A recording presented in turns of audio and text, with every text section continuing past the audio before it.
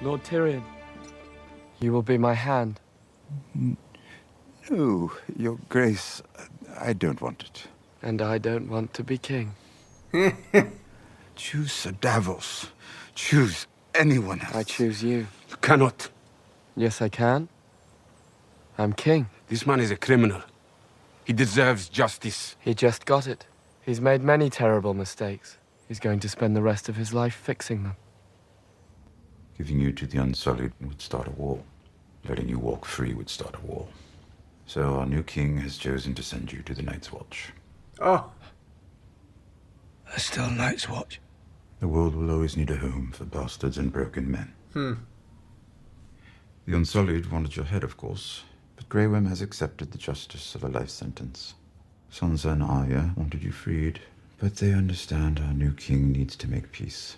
No one is very happy, which means it's a good compromise, I suppose. Was it right, what I did? What we did.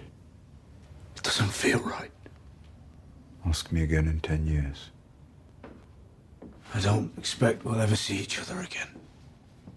A few years as Hand of the King would make anyone want to piss off the edge of the world. Great callback. Tyrion, you are the definition of failing up, my friend. What a journey you've had.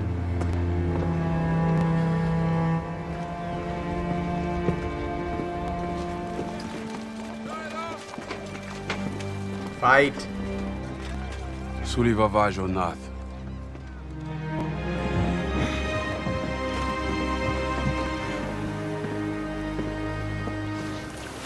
I wish there'd been another way. Can you forgive me? The North is free, thanks to you. But they lost their king. Ned Stark's daughter will speak for them. She's the best they could ask for.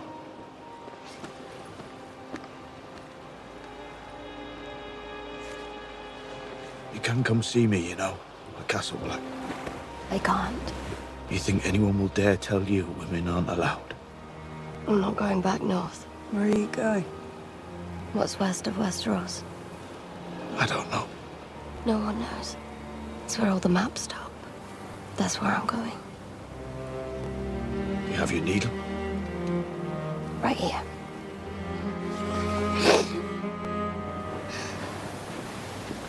I'm sorry I wasn't there when you needed me. You were exactly where you were supposed to be.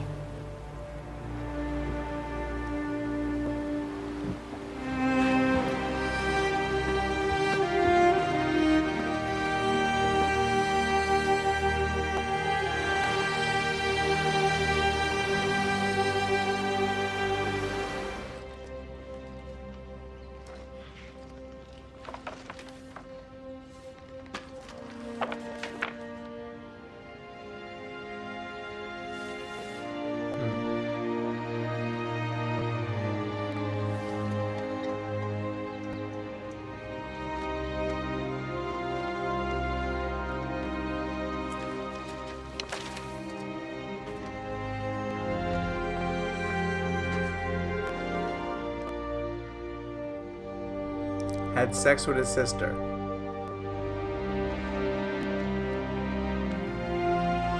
Okay, fine.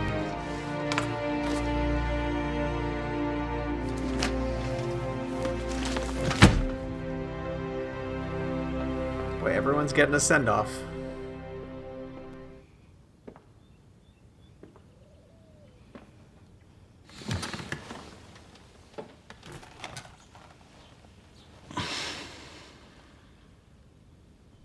Wine. He should have wine.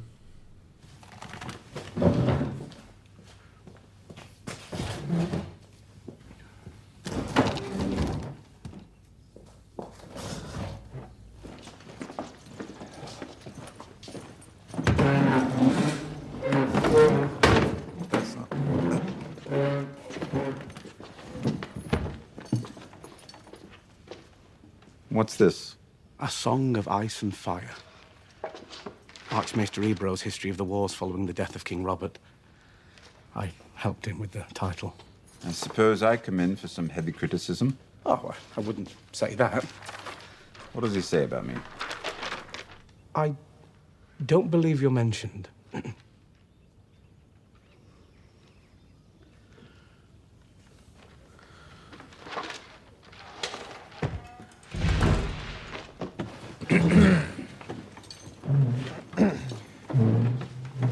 Your Grace. Your Grace. Your Grace. Your Grace.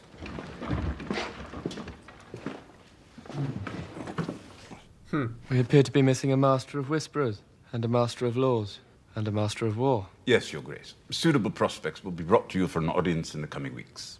And Drogon? Any word? He was last spotted flying east towards the Farther land. away, the better. Perhaps I can find him. Do carry on with the rest. Sir Podrick. We serve at your pleasure, King Bran the Broken, ruler of the Six Kingdoms and protector of the realm. Long may he reign. Long may he reign. Long may he reign. Long may he reign. Long may he reign. That will improve. I'm sure it will. Sir Bronn of the Blackwater, Lord of High God, and Lord Paramount of the Reach and Master of Coin. Would you say the Crown's debt to you has been paid? In full, my Lord Hand. Good. Time to start incurring a new one. We have hungry people to feed. Can we expect some assistance in this regard? Indeed we can. Lord Davos, we have an armada to rebuild and ports to repair. We have. These projects will begin as soon as the Master of Coin and Lord of Lofty Titles provides funding. Grand Maester, it is my theory, based on my years of work on the costly rock sewers, that clean water leads to a healthier population. The Archmaester has done some research on this subject, and it turns The out... strong live and the weak don't. Find the best builders and set them to the task. Oh, speaking of builders, all the best brothels burned down. The Master of Coin is willing to fund reconstruction. The Archmaester is less than enthusiastic about the salutary effects of brothels. Well, I imagine he isn't using them properly. I think we can all agree that ships take precedence over brothels. I think that's a very presumptuous statement. I once brought a jackass and a honeycomb into a brothel. Right back at the wall. Nice.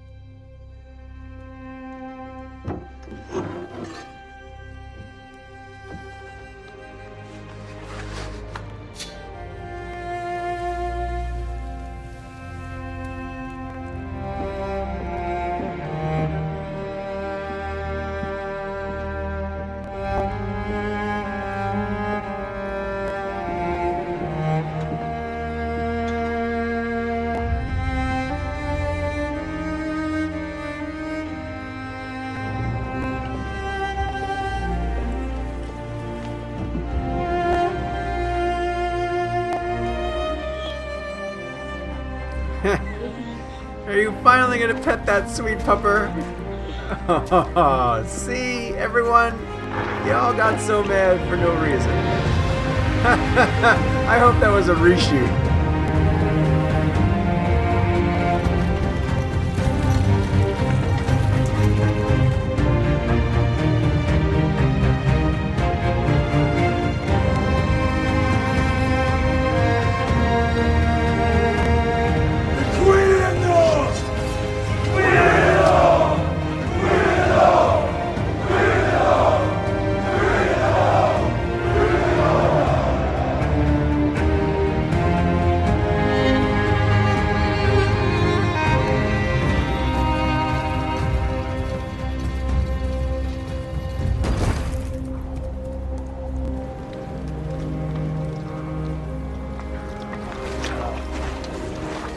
Bringing a lot back home.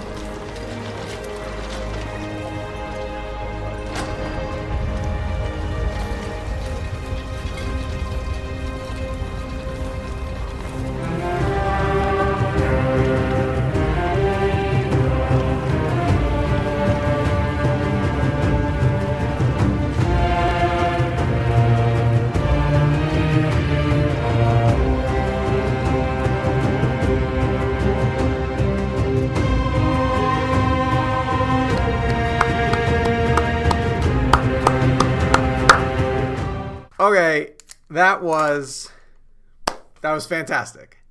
That was everything that you could have wanted the finale to be. I can't see how anyone would be disappointed in that. You might not love every single resolution, but it brought closure for everyone who is left. And it did it in a patient and satisfying way. And it made me feel, I feel slightly bad for being as critical. Now listen, I still stand by the fact that they rushed through significant parts of seasons 7 and 8, and that the overall story told through the course of seasons 7 and 8 in a perfect world would have been stretched over 3 regular sized seasons. Like, we covered a lot of ground in 7 and 8 to bring the closure to the Night King and the threat of everyone coming from the north or north of the wall, to Dany arriving in Westeros, to taking down the Night King, to taking down Cersei, covering a lot of ground, and they didn't give themselves as much time as I probably would have preferred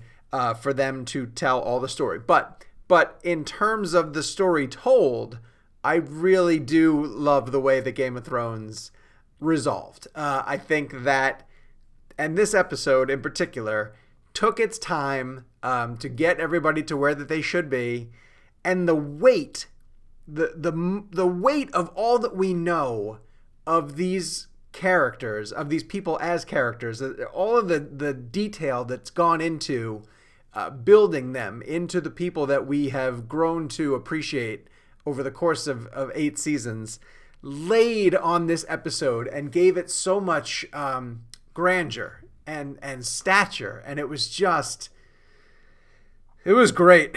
It was great. Right from the way that it started, beautifully directed. Benioff and Weiss, you guys have received a wave of flack over the past couple episodes. Some support for sure, but a lot of people questioning how quickly you were rushing through things. Not only did you script a beautiful finale, not only did you write powerful chunks of dialogue, but you directed this beautifully. So many amazing shots right from the very beginning of Tyrion walking through the rubble of King's Landing, the devastation, finding his siblings, knowing that he told them this is where to go, him going on his little solo mission to see if they got there, realizing they didn't, understanding that one of the last things that he could potentially do would be to convince Jon that Dany has to be stopped, right? And she did. She really did. And even in this episode, it brought some more explanation, some needed explanation to the gray area in which Daenerys Targaryen lived. And I just recorded a video for the channel talking about how Dany was never really a good character because the show didn't quite know what to do with her. And I'm going to pull back on that a little bit because it truly needed until the final episode to clarify how far Dany went to achieve what she believed was her proper vision, the good life, the way to live. So yes, Dany kills a lot of people, but they're evil people over the course of her journey. But it's still murder. So when is it justified, right? And we get to a place where the 6 realms, because the North decides to stay independent under Sansa, thereby fulfilling the dreams of several people who wanted to see Sansa take the throne. They realize that they're not going to choose a ruler anymore. And that ruler is not going to have children, and the line will not continue through them.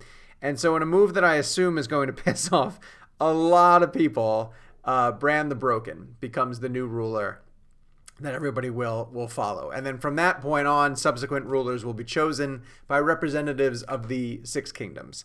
It's great. That's fine. I mean, that's fine. I think we had to go in that direction anyway. I think we had to get away from the idea of a monarchy. The throne gets melted in a spectacular scene where Drogon decides that, enough is enough. You've killed my mother. I'm melting the throne. Great. And even that scene before it with Dany, she never gets to sit in the throne. She makes it.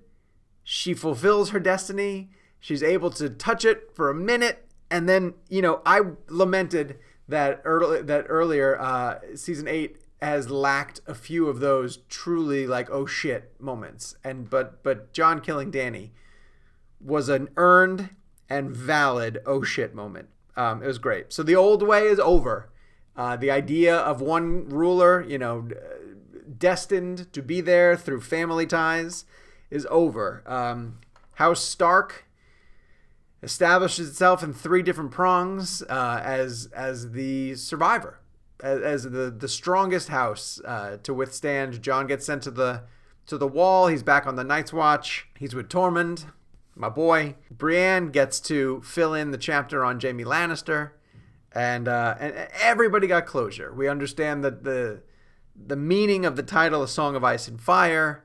Samwell gets his position that he's been studying for, building his way towards, and it was satisfying. It was just a satisfying finale for everybody. I really loved it. I loved it, and I also dug these just little asides that I think Benioff and Weiss threw in as messages to the fans as creators. The line that I wrote down here is, "No one is very happy, which means it's good compromise." These guys were tasked with something impossible, right? Delivering a finale that is going to satisfy all of them. And this is my gut reaction to watching the finale the first time. I have not been online. I don't know how people are reacting to the finale. They may hate it. I don't see how you could. I think it really gave fans everything that they wanted, including a pet on that good boy's head, right? Ghost got a little pet, and that makes me laugh because everybody was all up in arms about Jon didn't even pet Ghost. Well, they reunited, and Benioff and Weiss probably just wanted to do an interview on like Colbert and just be like, people, let the story play out. Stop yelling at us. Like, we know where we're going. And give them Star Wars. I want them to have Star Wars really bad. So anyway, head down to the comments. I want to know what you guys thought of the finale. Did it give you guys exactly what you wanted out of it? Again, I say that that's an impossible standard. Like, the bar is so high that they can't please everybody. It's impossible. But they pleased me. They really did. This episode was everything that I kind of needed it to be. We saw the fallout from the attack, from Dany's attack. We saw the significant players picking up the pieces, and everybody sort of got put in a position where I think that they deserve to be. I think everyone sort of got what was coming to them, and the story of Game of Thrones can continue without us viewing it. Speaking of viewing it, I cannot thank you guys enough for sticking with me over the course of this reaction video series. It's been so much fun. I'm really glad that I joined it early. I've mentioned a couple of times over the course of it what a grind it was, but to be part of the conversation was really something special. Like, to be in on the talk throughout the course of season 8, to be here for this finale was really special. And again, we'll be picking another show too. So make sure that you go down, hit the subscribe button, turn on your notifications, because we're going to keep posting really fun content like this here at CinemaBlend's YouTube channel. We're all about covering entertainment, from movies to television to pop culture. And we'll have a new reaction series up soon. We're going to pick the show. We'll be doing this for a while. So make sure that you stick around. We're really glad that you guys found us through the Game of Thrones reaction series. I hope that you guys have enjoyed every episode of this, because I really loved it. And it was a ton of fun meeting and interacting with all you guys in the comments. So let's keep it going. So hit subscribe, turn on your notifications, and I will see you back here on CinemaBlend's YouTube channel for our next adventure together.